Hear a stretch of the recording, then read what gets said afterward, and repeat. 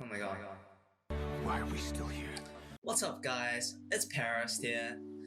Since my finals are coming up, I can't really do any drawing videos, but what I can do is film myself studying and turn that into a time lapse. What a totally not boring video concept. But to make it less boring, what I will do is basically commentate throughout the back about what I'm studying or how I study, so then you guys might be able to learn something as well. And on top of that, if you're interested in accounting and finance, I study some pretty interesting topics. So yeah, let's get into it.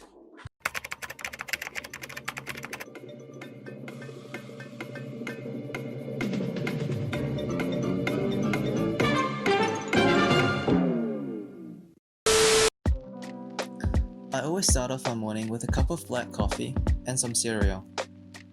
Since I'm not one of those disgusting mukbang channels, I'm not gonna let you guys see me eat anything but bananas, cause everyone likes bananas. If you don't like bananas, I will make you like bananas.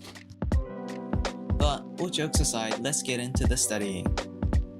So before starting, you should always do things that reduce the amount of distraction you get.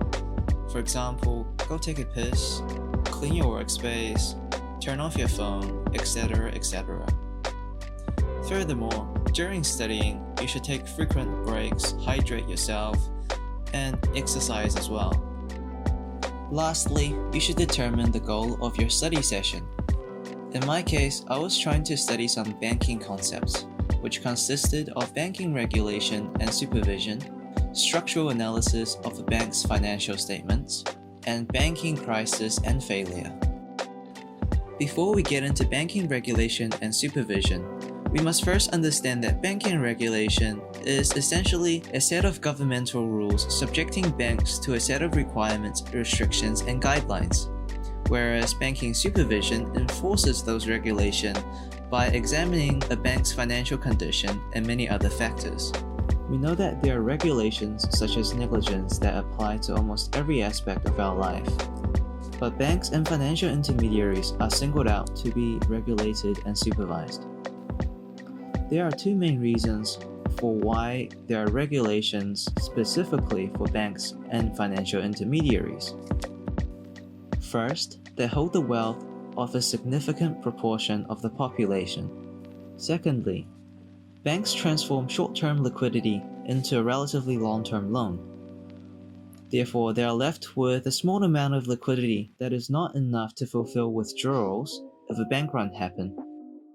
Through banking regulations, the government wants to prevent exploitation of customers and excessive risk-taking by banks so that there is still a high level of public confidence and solvency remaining with the bank. Furthermore, banking policies can be separated into macroprudential, microprudential, or related to business conduct. Macroprudential policies, as the name suggests, is designed to provide system-wide benefits, whereas microprudential policies are designed to ensure the stability of individual banks. Business conduct policies are more general, as it relates to the ethics, competency, and disclosure of individual entities. Macroprudential is the most important category of regulation, since the regulator's first and foremost priority is to maintain the stability of the system as a whole. Macroprudential policies are also the most common type of regulation in the banking sector.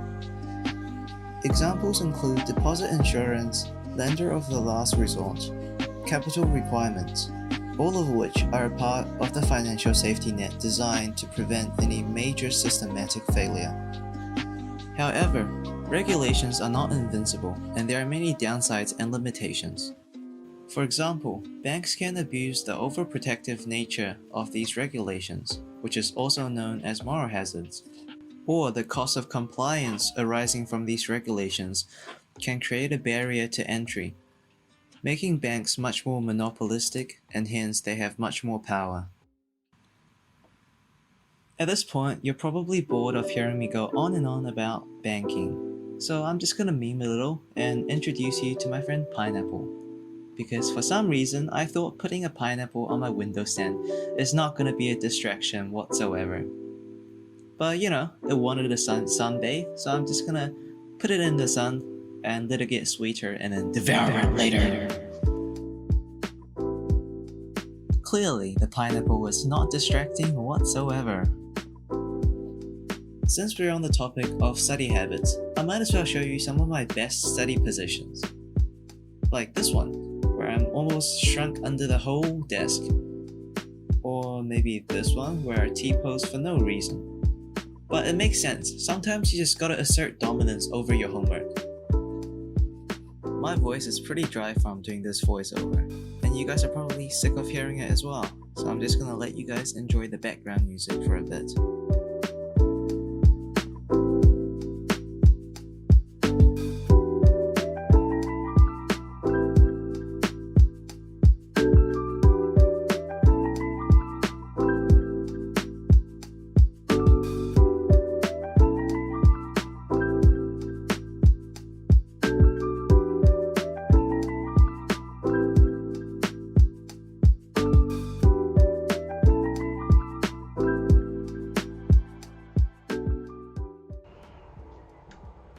To be fair, it is nearly noon and I'm just gonna go out for a walk and get some lunch. So yeah, I'll be right back. Ninjutsu ui oh that's a bear. I'll just create a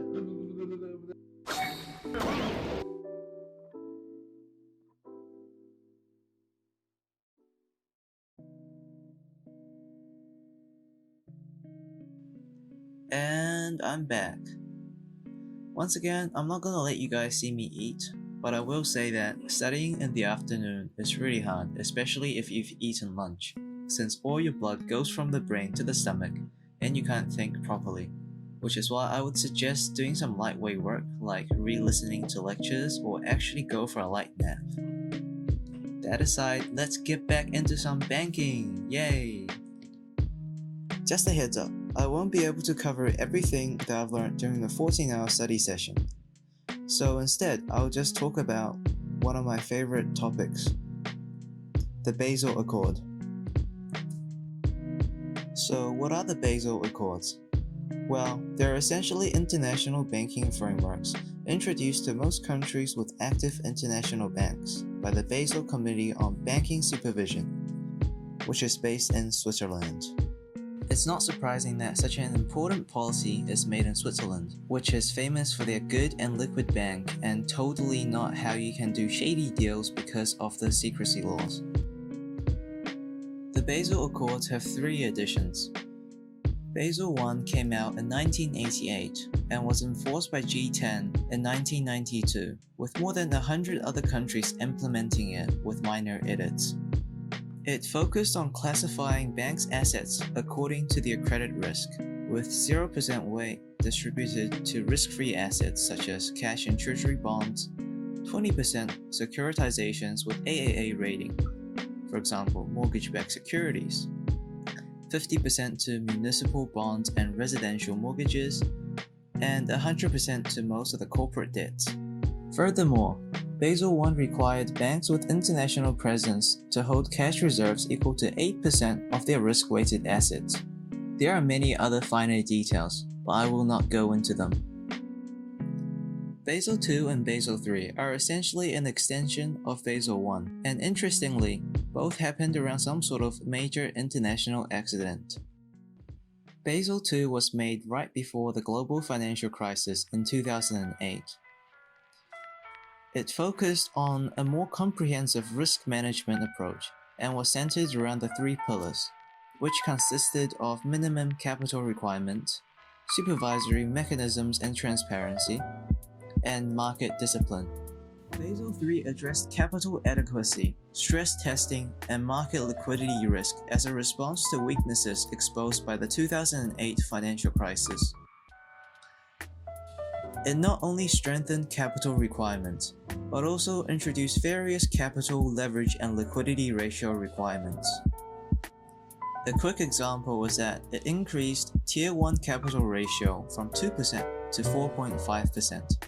However, its implementation has been delayed to January 2022 due to a certain virus. So yeah, that is the outline of what the Basel record is. And at this point, I'm pretty sure I finished studying all 3 weeks of banking content, so I decided to move on to accounting.